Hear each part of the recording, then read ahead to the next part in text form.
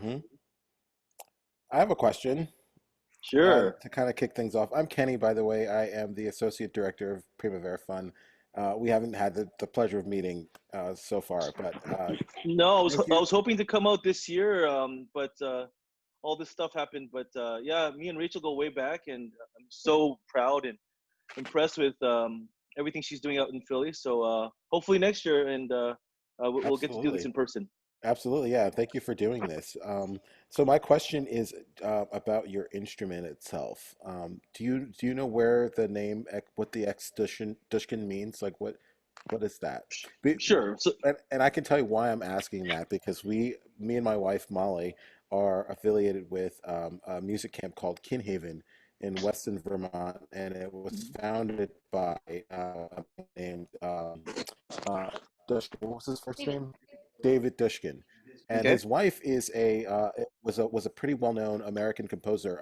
I last I checked, she was like the most researched female American composer out there. Her Wow. name is Dorothy Dushkin, and I think it was David's brother who was a pretty famous violin soloist back in like the early 1900s or whatever. So I wonder if there's any connection there. Right. I'm not sure of relationship to the people you know, but Samuel Dushkin was a very famous American violinist who was friends with Stravinsky. So, Exactly. Yeah. right. So a lot of Stravinsky's works were premiered by Samuel Dushkin, and of course Dushkin had many violins, but the Dushkin Strad, the one that I play now, it was something that he played, and the Dushkin Del Jesu is the violin that Pinkas Zukerman plays. So yeah, I mean, he had access to a lot of nice instruments, and so that name gets attached to the violin. Basically, the most famous owner of that violin, it just passes on like that. So yeah, I've had the violin for about the last 13 years, and it was previously played by Frank Almond and Cholang Lin. He made a lot of his recordings on this violin, so it has even an amazing history in the last 50 years. But this violin is 300 years old, so I can imagine that it's had a crazy history over its lifespan. Even in the last 13 years that I've had it. I've lived in Hong Kong, Korea, Finland, Buffalo, and in California now, and that's just in the last 13 years. So yeah, it's definitely connected in some ways to the Dushkin that you know. That is awesome. That's great. Thank you. Hmm.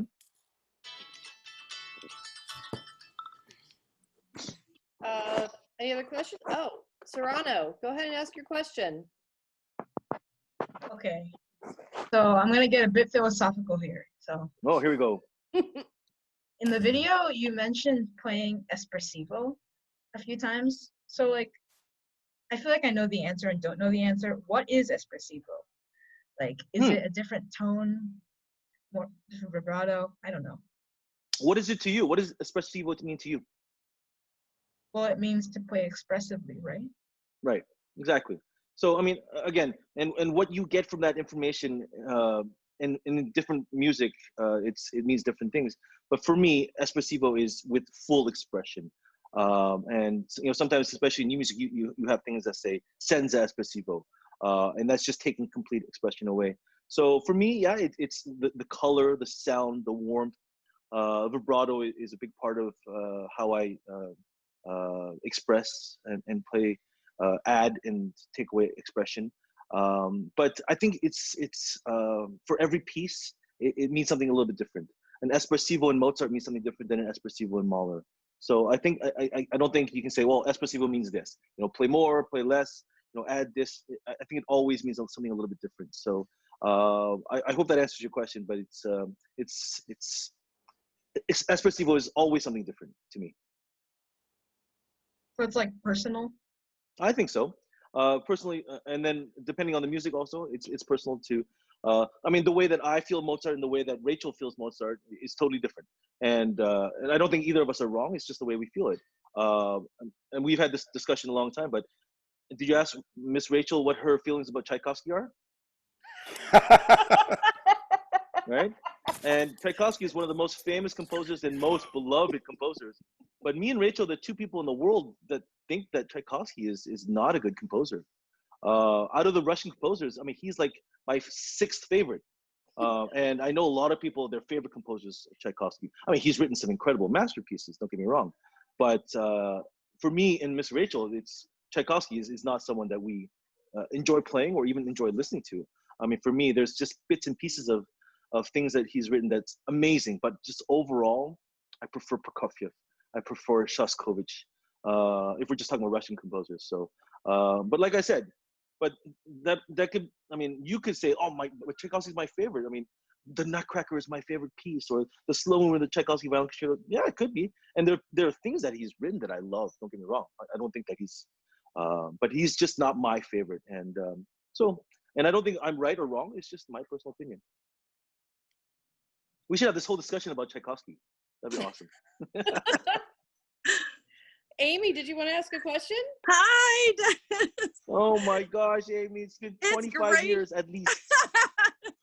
Don't say that. No, didn't I see you in Korea? I think I saw you in Korea once. That was probably 20 years ago. Yeah, a long time ago. Well, I was like so happy to see that you were, going to be featured. And I just thought, oh my God, I always loved your sound. And I wanted to hear your approach. So I made sure that I could, come and listen. And I just thought for any of the students. So anyway, it's just wonderful to hear you. And it's so fun. So, I have some students who are beneficiaries of the Primavera Fund. And, I teach them about solo stuff and then also about orchestral stuff. But I thought maybe you could talk about like what you think are some of the most important things that students, junior high school and high school age could practice and college age could practice, like to really promote their solo playing and orchestral playing. And like, what are some of the things that you would like recommend for students to, really concentrate on now? So first of all, me and Amy go way back. My gosh, we were at summer camps together in Japan and in Ohio. And these are all places that Miss Rachel has also been in. So it's great to see you. And I'm so glad that you're in my favorite orchestra, the Philadelphia Orchestra, and you're living in Philly and part of this fund that's amazing that Rachel's is in charge of. For me, I talk about this a lot.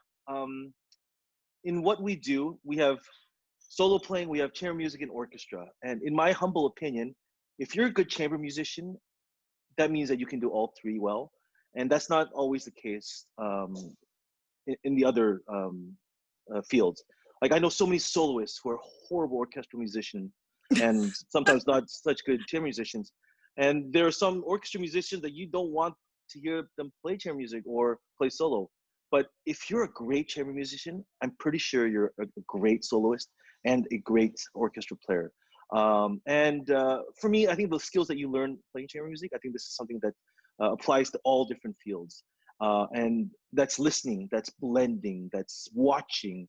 And sometimes that's not always needed for the other two, being soloist and orchestra musician. So if I was to suggest something to young musicians, play as much chamber music as possible. The skills you learn there will translate it to your solo playing, will translate into orchestral playing, like having good intonation, but also having good intonation, matching, the cellist or the violist. And if you're the second violinist, to play in the same part of the bow as the violist, and and these little things that you learn in chamber music, I think apply to solo playing and orchestral playing.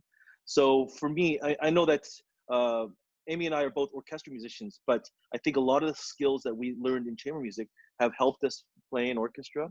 And when we have a chance to be in front of the orchestra and play solo, I think also similarly what we learned in chamber music rehearsals, I think it applies. So that's something that I would recommend to all young musicians. That's great. Thank you for speaking on that. I'm so glad to see you. Thank you. Yeah, thanks for saying that. I could not agree more. I mean, really, chamber music is so important. Patricia, do you have any questions? Yeah, I had a question. So about your career as a concertmaster throughout the US, Europe, and Asia, how has that changed you as a violinist in general? As a violinist, I mean, I think that I'm more flexible. I mean, every orchestra needs a different kind of concertmaster, a different kind of leader. Some orchestras really need someone who's vocal and needs to, get the troops and rally the troops.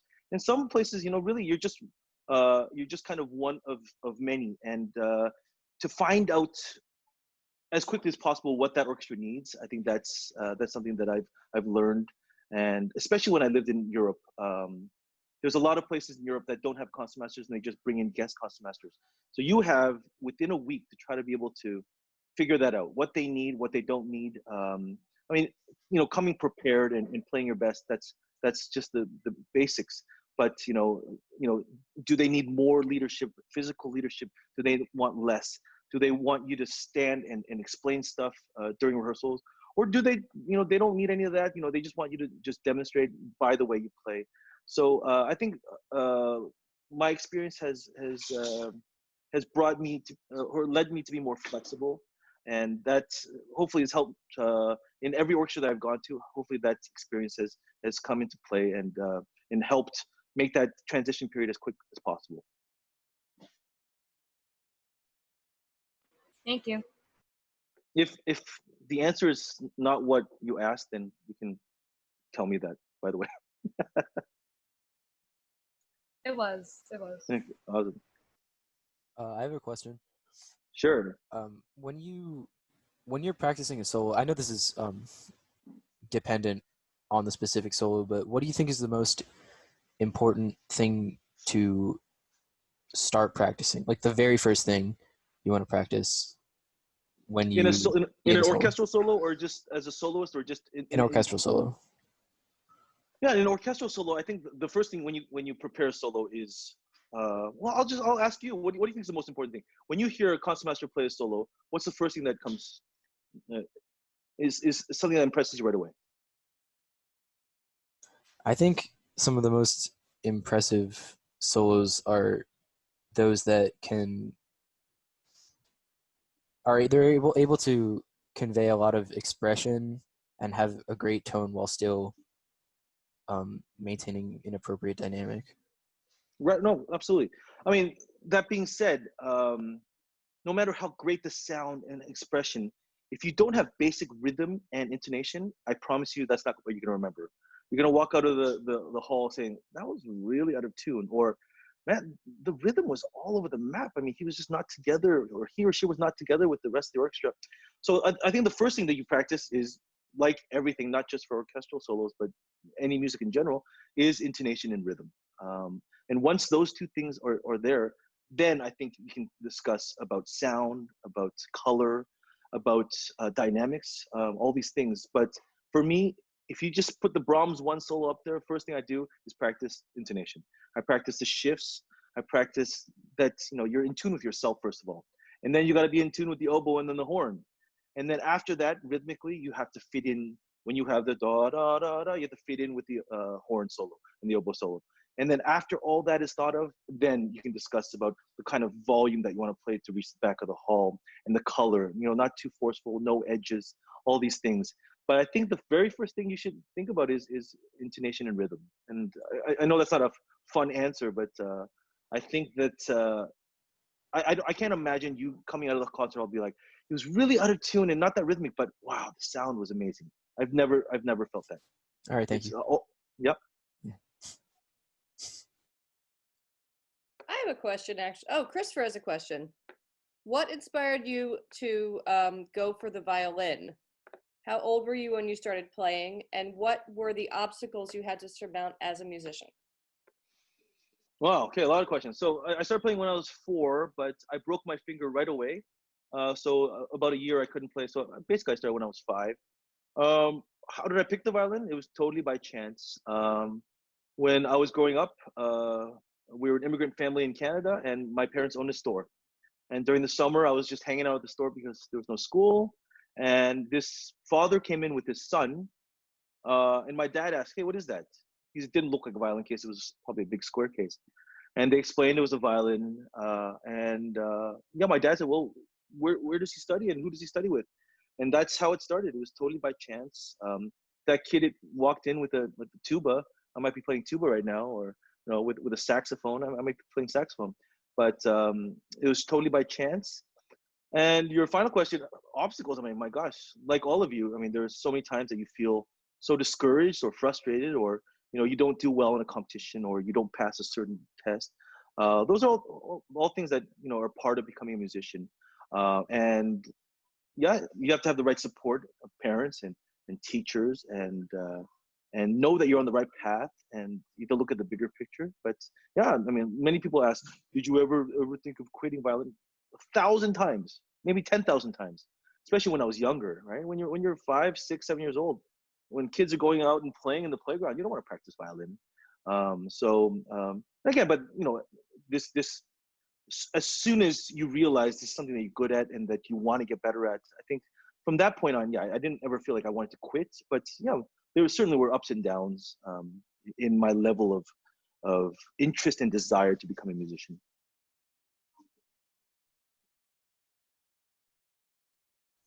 Okay, I'm going to ask my question now.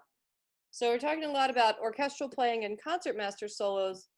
How are concertmaster solos, or the way you play them, different from playing a concerto? Huh. Oh. So I mean, for me, the big concertmaster solos, the big ones that that I talked about in the video, and that most people think about, are Heldenleben and Scheherazade. They are huge solos, but I think still you have to be in touch with the other members of the orchestra and have some kind of you're still a team player. I've heard soloists come in and do just whatever they want, and I have never felt like I either wanted to do that or I could do that. And I've never heard a concertmaster do that kind of stuff where they just go and really obliterate what's in the score and disregard the conductor, disregard the other musicians. But I've heard soloists, and I've been in the orchestra where soloists come in and there's just no rhythm. Their pitch is 448 when we're playing 440. Tempos are all over the place. But they're the soloists, so we have to adjust and we have to try to accommodate. But I've never heard of, and I've never played a concertmaster solo with that mentality. I've always felt like I'm part of a big team, and I'm the soloist, but just for that little bit. I'm not the soloist for the whole time. So I felt like that I'm the captain of the team, but I'm certainly not the only person. I'm not playing tennis. I'm not the only person on the field.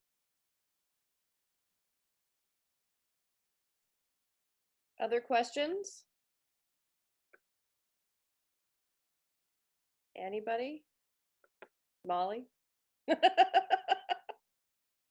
So if there's no questions, when I get there next time, I'm gonna start asking you questions, and it's gonna be very awkward. And Yeah. that's gonna make people uncomfortable. I can't see you, so I can't ask you questions. But if I have a question for you guys, during this pandemic and everyone's stuck at home, why is music important? Why do we have to do this?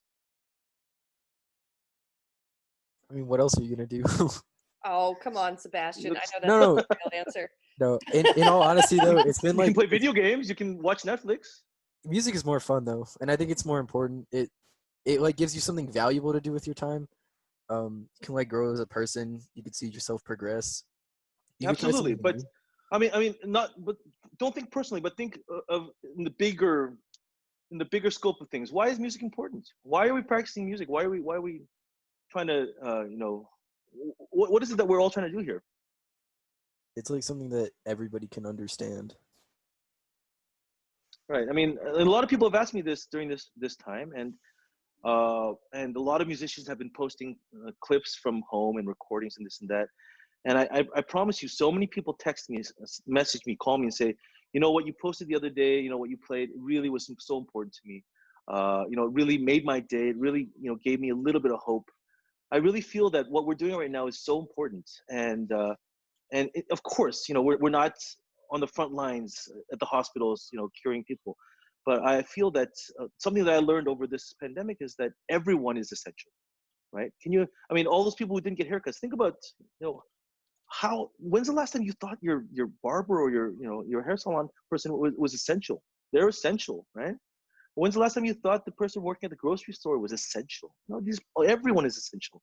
And I feel that musicians, artists, we are also essential to bring a little bit of normalcy, a little bit of hope to everyone. I think this is why we do what we do. And I promise you, when the first concert happens, live concert happens, there'll be people in the audience who are bawling. There'll be people on stage bawling, but because I think so many of us took it for granted, and this is really a chance to have our eyes open and realize how important it is that what we do affects so many people. So I disagree with you. It's not just what else can we do.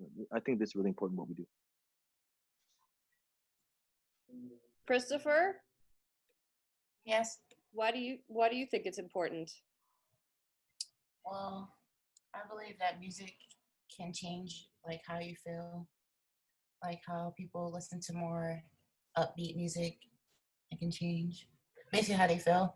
So that's how I think about music. I just think it's like something that hypnotizes you, like that makes you feel good about yourself, and it can change people how they feel during like this time.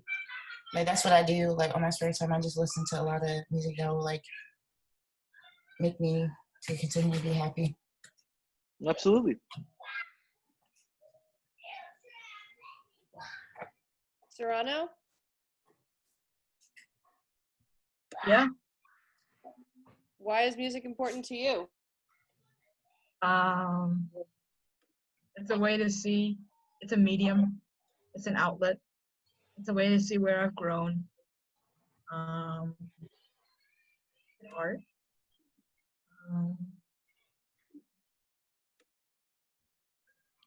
Well, this may be a little. I don't know if this is exactly the question Dennis was asking, but like when you play music, sorry, my dogs are playing behind me. When you play music, what are you hoping to give to the audience? Like, what is your sort of gift that you're giving? Why are you doing that? I'm giving them a gift of. Let me think for a second.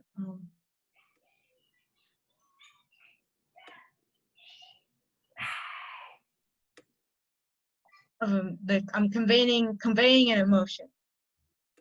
I'm taking them to another world, another place. Absolutely. I think you're trying to, what you're trying to give them what the composer had in his mind, and you're using your translation and trying to communicate that to the audience. So I think especially during this pandemic when we don't have an audience directly in front of us, it's difficult. But like I said, there's some things that I recorded and I wasn't so happy with it, but the symphony posted it, and it gets 5,000 views, and I don't care about the views, but the people who reply and who message me, and you're like, wow, that was so meaningful and so important, and it was such a great way for me to finish my day. And again, everyone is stuck, everyone's in the exact same situation right now. So I think that what we're doing is important. I feel that it's something that is essential. So I hope you're encouraged, and I hope you don't feel like what am I doing here? I mean, this is the first thing that's going to be cut when cuts happen. I disagree, right? I think that this is essential, and I hope everyone agrees, and I hope that's why you guys are doing what you do, and that's why these kind of funds are around, and to help encourage and to help youngsters achieve their dreams. Patricia, did you want to add anything? Yeah, I basically just wanted to say that sometimes with other occupations, it's kind of hard to find motivation or happiness in your job. With music, it's kind of like giving like a gift of enjoyment of like something that you're gonna give your audience something to talk about just through music, and it's gonna be through instruments or from your own voice. Whatever type of music it is, you're basically giving someone something to talk about, something to share with other friends and share to the whole world. And with music, for me, that's kind of a big part of my goal to to help spread the different emotions in music. Sometimes it can be happy, sometimes it can be sad, sometimes it can be moving, sometimes it can be kind of slow. And it really, to me, it really matters. If your audience doesn't get something out of it, then what's the point of doing? What's the point of playing if your audience is not going to get something out of it? Absolutely, I agree 100%. You see stuff on social media all the time. You're like, oh, you finally realize now that actors and celebrities and musicians and artists are not that important, and the most important thing are health workers and this and that. How many of you didn't watch Netflix? How many of you didn't watch movies? And didn't listen to something when you were exercising during this pandemic, right? And is that what a celebrity is? Of course not. But my point being, I think that everyone is essential for society and for our world to exist and to function. I think everyone in every job is important. So I hope no one here feels like, oh, music is a hobby. It's not really something that, you know, affects, you know, the world or affects anything. You know, this is just for me. This is what I like to do. So it truly is something that's important. I hope you guys realize that. I want to add something Sure. about music. Of course. That is, I've been making a lot of comparisons of music to food lately. And I think when you bring this up, this is another really very easy analogy in the sense that, like, it's obvious why you should eat, right? It's obviously why you should eat food. It's like, makes you feel better and it's good for your health and you might die without it. And I think it's easy to take music for granted, but I think it's the same. I think it's just as simple. You just have to have it. And I've personally, I'm sure, have taken music for granted my entire life. Probably also food. But I think they're almost exactly the same. Right. Like, if you can say I've eaten today, it's a good day. And I feel like if you can say I've had music in my life today, it's a good day. No, I agree 100%. I personally have never taken food for granted. Food is the most important thing. But that being said, I mean, when's the last time you watched a movie or a TV show without the sound and without the music? It sucks. It's so boring. Right? Even the best movies, right? I mean, try to watch a Star Wars movie without the sound on, right? Yeah, it looks pretty cool for 3 minutes. We're watching and then you're like, music. It does. Yeah. Oh yeah. Crazy. Right. Watch Harry Potter with bad pop music. It's horrible. And same thing, like, you know, when I see people, I mean, again, now it's like, since people can't go outside, you know, everyone's outside riding their bikes and running and stuff. Everyone's got, you know, headphones on. Yes, of course, some people are listening to podcasts, but most of those people are listening to something, right? And to say music's not important, I can't imagine a day without hearing some kind of music or playing some kind of music. It's like you said. I mean, it's like not having food for the whole day. I mean, unless you're trying to do a fast, unless you're trying to do some kind of experiment, you know, it's something that I wouldn't recommend. And so all these people, you know, who are trying to make it seem like, okay, this is important and all this stuff is extra. All the extra stuff is maybe not the extra stuff. Maybe that's the most important stuff sometimes. I agree completely, both in terms of food and music. Well, any last questions? No? Well, then we are hoping to get Dennis in person sometime next year, hopefully once things are lifted. And I just wanted to show everybody, you probably can't see it very well, but I've got this picture here. And I'm pretty sure Amy is in this. Do you have this picture too? From New York String Orchestra? Of course we do. Everyone's got that All picture. three of us are in this photo on the stage of Carnegie Hall. Oh my gosh. Yeah, in like 92 or something. Oh my goodness. So that's Wow. another one of my favorite things about music is that you meet people and then you know them the rest of your life.